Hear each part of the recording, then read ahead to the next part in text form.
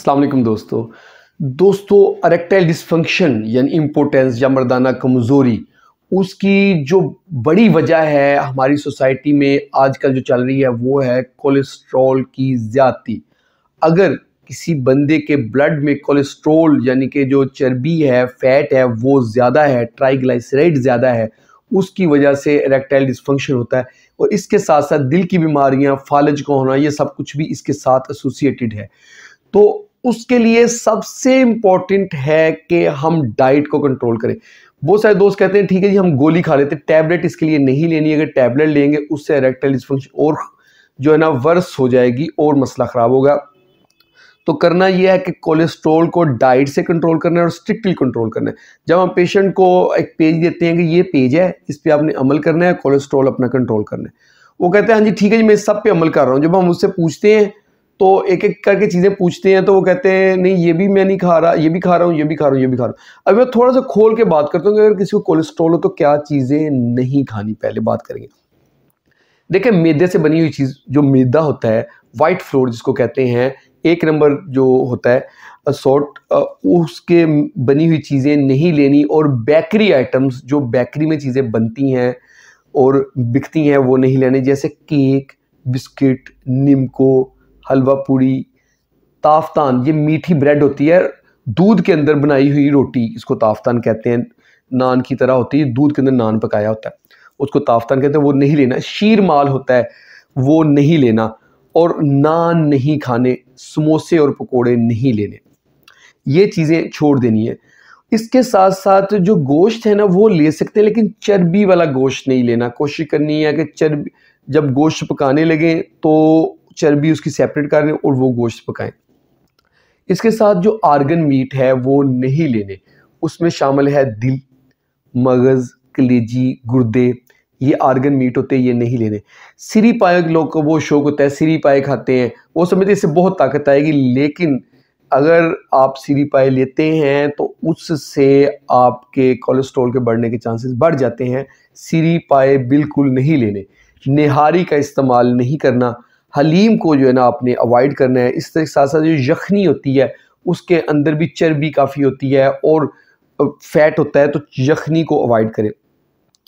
जब हम अंडे की बात करते हैं तो अंडे की सफ़ेदी ले सकते हैं, लेकिन अंडे की जो जर्दी है, योक, वो नहीं लेनी।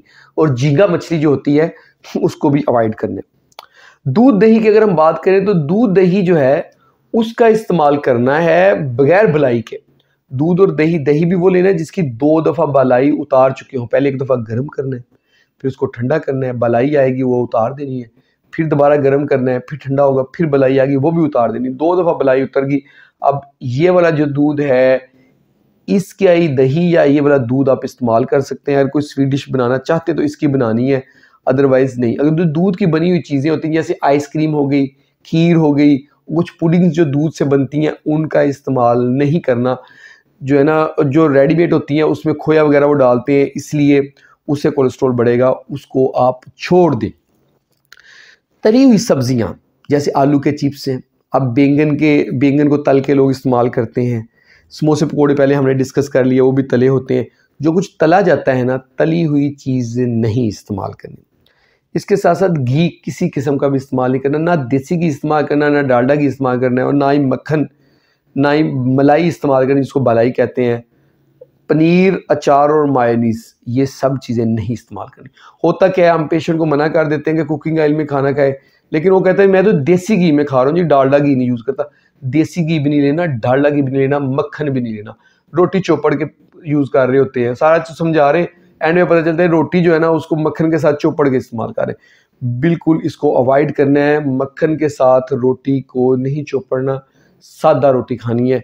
अगर ब्रेड भी यूज़ करते हैं, ब्रेड के ऊपर मार्जरीन या बटर लगा रहे होते हैं, वो काम नहीं करना। ब्रेड भी सिंपल इस्तेमाल करनी है। और उसको अगर तलना है तवे के ऊपर तो उसको ऑयल लगा के नहीं तलना, ऐसे ही उसको ड्राई को जो है ना आपने थोड़ा सा, पंजाबी से रोड़ लेना कहते हैं, वो कर देना। हलवा जात बिल्कुल इस्तेमाल नहीं करनी, मिठाइयाँ नहीं इस्तेमाल करनी, और चॉकलेट का इस्तेमाल नहीं करना।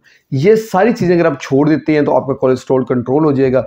इसके साथ, इसके करने से आपको इरेक्टाइल डिसफंक्शन में बेहतरी आएगी, और साथ साथ ब्लड प्रेशर के, हार्ट के मसाइल, शुगर के मसाइल होने के चांसेस कम हो जाएंगे, जो इसके साथ साथ फालज का मसला होने के चांस कम हो जाएंगे।